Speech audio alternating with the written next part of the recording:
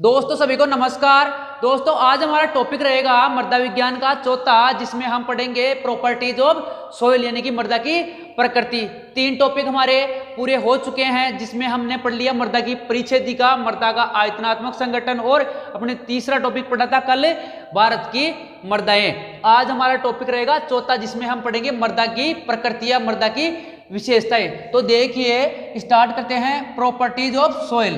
तो मृदा की प्रॉपर्टी होती है 3। कितनी प्रॉपर्टी होती है? 3 प्रॉपर्टी होती है। एक होती है फिजिकल प्रॉपर्टी, फिजिकल प्रॉपर्टी। एक होती है chemical property.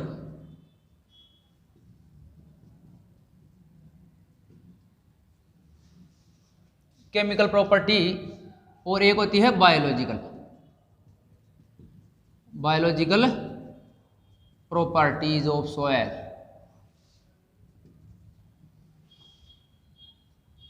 Properties of soil यानी कि फिजिकल यानी भौतिक, भौतिक प्रकृति, मृदा की भौतिक प्रकृति। ये है रासायनिक प्रकृति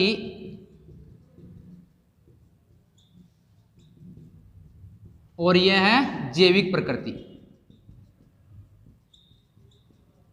ये हो गई हमारे मृदा की मुख्य प्रकृति, जो 3 प्रकार की है। भौतिक प्रकृति, एक होती है रासायनिक प्रकृति और एक है जैविक प्रकृति। कई बार पूछा जाता है एग्जाम में कि निम्न में से मृदा की भौतिक प्रकृति कौन सी है, या रासायनिक प्रकृति कौन सी है, या जैविक प्रकृति कौन सी है। तो देखिए सबसे पहले देखते हैं हम भौतिक प्रकृति मृदा की। तो मृदा की भौतिक प्रकृति में निम्न प्रकार से सम्मिलित किया जाते हैं, जिनमें सबसे पहले हैं मृदा कणाकार, मृदा कणाकार या मृदा गठन भी बोलते हैं इसको, गठन, मृदा गठन या सोइल टेक्सचर। दूसरी है सोइल स्ट्रक्चर यानी कि मृदा की संरचना, मृदा संरचना। तीसरी है सोइल डेंसिटी यानी कि मृदा घनत्व, मृदा घनत्व। चौथा है मृदा जल, मृदा जल, सोइल वाटर। पांचवी है मृदा वायु और छठी है मृदा रंग और 7वीं है मृदा तापमान और 8वीं है मृदा रंध्रता, मृदा की रंध्रता। इस प्रकार से ये मृदा की भौतिक प्रकृतियां है। और एक है मृदा की जल धारण क्षमता, जल धारण क्षमता यानी कि वाटर होल्डिंग कैपेसिटी। ये हो गई दोस्तों अपने मृदा की भौतिक प्रकृति। अब देखते हैं रासायनिक प्रकृति। तो रासायनिक प्रकृति देखिए, तो रासायनिक प्रकृति में आता है एकदम मृदा पीएच, एक मृदा की ईसी, एक सीईसी। ठीक है, देखो ये जो प्रकृति मैंने बताई है ये रासायनिक प्रकृति में सम्मिलित होती है। पीएच की मापने की इकाई है इकाई रहित, यानी कि पीएच की कोई इकाई नहीं होती, जिस प्रकार से ईसी की होती है। ईसी की होती है डेसी साइमेंस पर मीटर और इसकी सेंटीमोल्स पर केजी, सेंटीमोल्स प्रति केजी होती है। इसी प्रकार के ये हो गई डेसीसाइमेंस और सेंटीमोल्स। लेकिन पीएच इकाई रहित है यानी कि यूनिटलेस है, तो इकाई रहित है यानी कि पीएच की कोई इकाई नहीं होती, यानी इकाई रहित होती है। तो ये हो गई भौतिक और ये रासायनिक। अब देखते हैं बायोलॉजिकल यानी कि मृदा की जैविक प्रकृति। तो जैविक प्रकृति में क्या आएंगे? सूक्ष्म जीव। क्या आएंगे? मृदा के सूक्ष्म जीव। सूक्ष्म जीव में एक तो होता है माइक्रोफ्लोरा, माइक्रोफ्लोरा, एक होती है माइक्रोफोना, माइक्रोफोना। फ्लोरा का मतलब होता है प्लांट यानी कि पौधे, पौधे। ठीक है, और माइक्रो मतलब सूक्ष्म यानी कि सूक्ष्म पौधे। सूक्ष्म पौधे कौन कौन से? जीवाणु यानी बैक्टीरिया, जीवाणु, कवक, वायरस, निमेटोड, ये आ गए, मतलब ये आ गए माइक्रोफ्लोरा में। और माइक्रोफोना में, माइक्रो मतलब सूक्ष्म और फोना का मतलब एनिमल, एनिमल, तो माइक्रो है सूक्ष्म एनिमल है, तो सूक्ष्म एनिमल में आएंगे रोडेंट्स यानी कि काटने कुतरने वाले। तो मतलब चूहा आ गया, चूहा आ गया, गिलहरी आ गई, चींटियां आ गई, केंचुए आ गए, ये आ गए माइक्रोफौना में। तो दोस्तों ये हो गई अपने मृदा की प्रकृति या मृदा की विशेषता या प्रॉपर्टीज ऑफ सोइल। तो जो 3 प्रकार की होती है, फिजिकल, केमिकल और बायोलॉजिकल। अब देखते हैं फिजिकल। फिजिकल मतलब क्वेश्चन सीधा आता है निम्न में से कौन सी प्रकृति मृदा की भौतिक प्रकृति है। तो देखिए ये सब याद होंगे, तो इनमें से कोई पूछ लेगा एक और ये सब दे देगा 2-3, ये मृदा पीएच इसी दे दिया, इनमें से कोई एक दे दिया और एक ये दे दी, तो भौतिक प्रकृति पूछ ली तो आपको करना है। सीधे पूछ ले कि निम्न में से मृदा की भौतिक प्रकृति कौन सी है, तो मतलब ये आ गया मृदा कणाकार, एक आ जाए मृदा पीएच और ईसी और सीईसी। तो सही कौन सा है, मृदा कणाकार मृदा की भौतिक प्रकृति है। अब देखते हैं दोस्तों इनको डिटेल से स्टडी, मतलब इनको एक एक लेते हैं। सबसे पहले भौतिक प्रकृति लेंगे, भौतिक प्रकृति में मृदा कणाकार से स्टार्ट करते हैं। देखते हैं आगे। भौतिक प्रकृति का मतलब होता है छू कर पता लगा सके। केमिकल, ये रासायनिक प्रकृति या केमिकल प्रॉपर्टीज इसे कहती है जो रसायनों के द्वारा पता लगा सके, यानी रसायन डालकर मृदा की प्रकृति का पता लगा सके। तो इसमें पीएच, ईसी और सीईसी है, तो केमिकल डालकर तो पता लगाते हैं कि मृदा की सीईसी कितनी है, पीएच कितना है, ईसी कितनी है, ठीक है। और अपने भौतिक हाथ से छू कर, संपर्क करके, कांटेक्ट करके या छू के हाथ लगाकर पता लगा सके, वह भौतिक प्रकृति होती है। तो मृदा कणाकार और संरचना ये मैंने बताया इनको भौतिक प्रकृति तो है। तो सबसे पहले देखते हैं मृदा कणाकार। मृदा कणाकार से स्टडी करते हैं शुरू से लेकर अंत तक। मृदा कणाकार, मृदा कणाकार या मृदा गठन बोल दो, यानी कि सोइल टेक्सचर।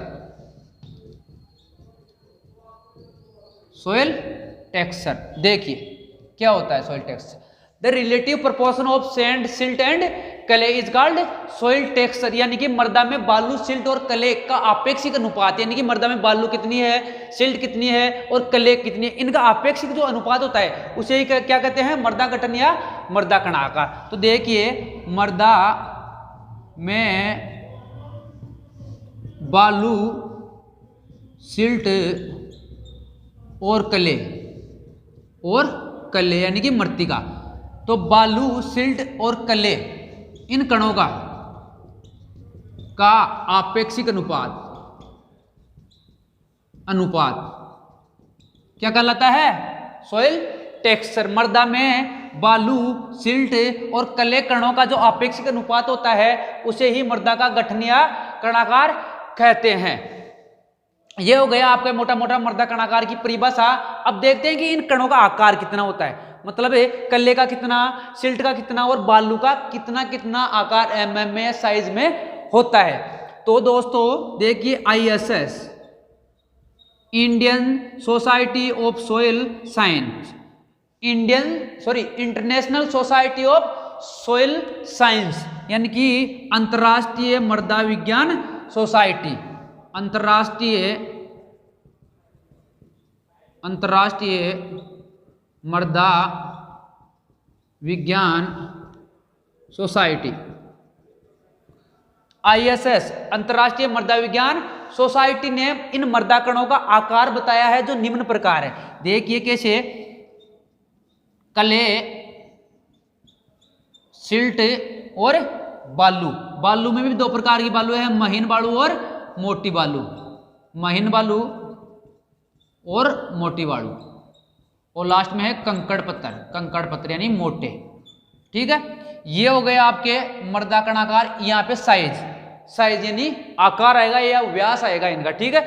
तो ISS के अनुसार देखिए इनका आकार, सबसे पहले देखते हैं क्ले का।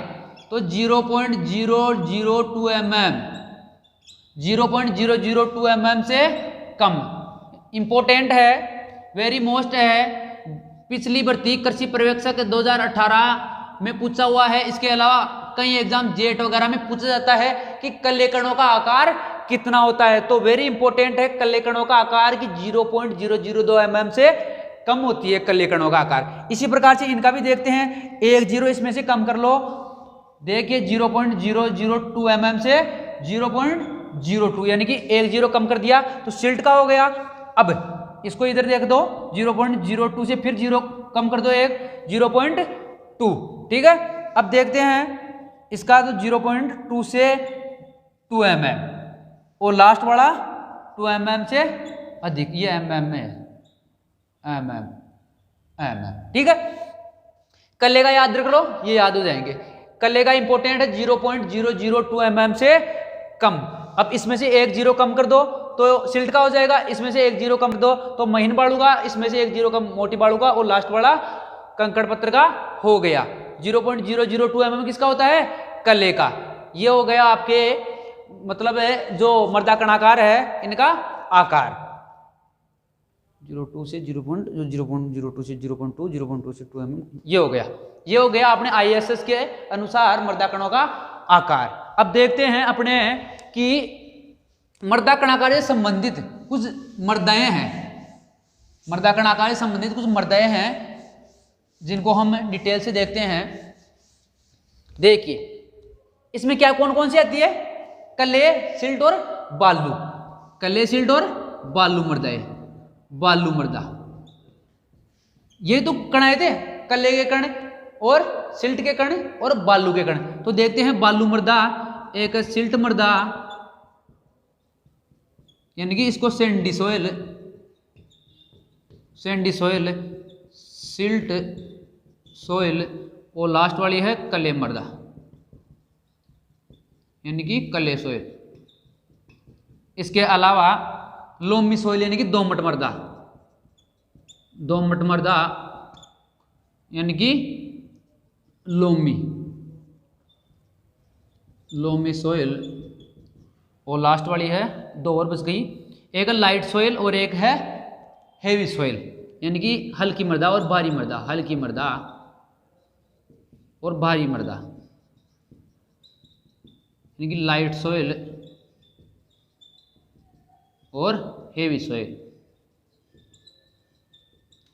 ये हो गई, ये मर्दा होगी। देखते हैं बालू मर्दा क्या होती है। बालू मर्दा ऐसी मर्दा जिसमें बालू की मात्रा, जिसमें बालू की मात्रा क्या हो 85% से अधिक हो, क्या कहलाती है? बालू मर्दा। और 15% कल्ले हो या 15% से कम क्या हो? कल्ले हो। और बालू की मात्रा 85% यानी 85% से मोर देन 85% हो, क्या कहलाती है? बालू मर्दा। अब देखते हैं सिल्ट, सिल्ट मर्दा। तो ऐसी मर्दा जिसमें सिल्ट की मात्रा, सिल्ट की मात्रा कितनी हो? 80% से अधिक। 80% से ज्यादा सिल्ट की मात्रा वाली मर्दा क्या कहलाएगी? सिल्ट मर्दा। और कल्ले मर्दा जिसमें कम से कम, कम से कम है 35%, कम से कम 35% क्या हो? कल्ले की मात्रा। यानी ऐसी मर्दा जिसमें कल्ले की मात्रा कम से कम 35% हो, क्या कहलाती है? कल्ले मर्दा। अब देखते हैं दोमट मर्दा। दोमट मर्दा जिसमें बालू, सिल्ट और कल्ले इनकी मात्रा तो क्या हो? असमान, असमान, लेकिन गुण क्या हो इनके? समान हो, क्या कहलाती है?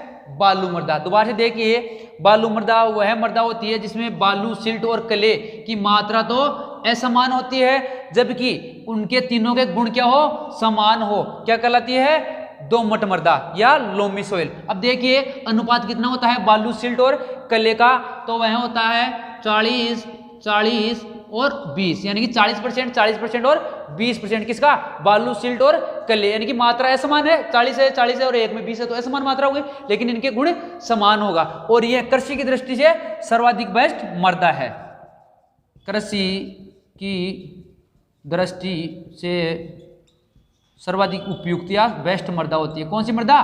दोमट मर्दा कृषि की दृष्टि से सर्वाधिक बेस्ट होती है। और यह क्वेश्चन कई बार पूछा हुआ है और 2020 में प्री पीजी 2020 में भी पूछा हुआ है कि कृषि की दृष्टि से या बेस्ट फॉर एग्रीकल्चर पर्पज या क्रॉप पर्पज तो लोमी सोइल या दोमट मर्दा सबसे बेस्ट होती है। अब देखते हैं हल्की मर्दा।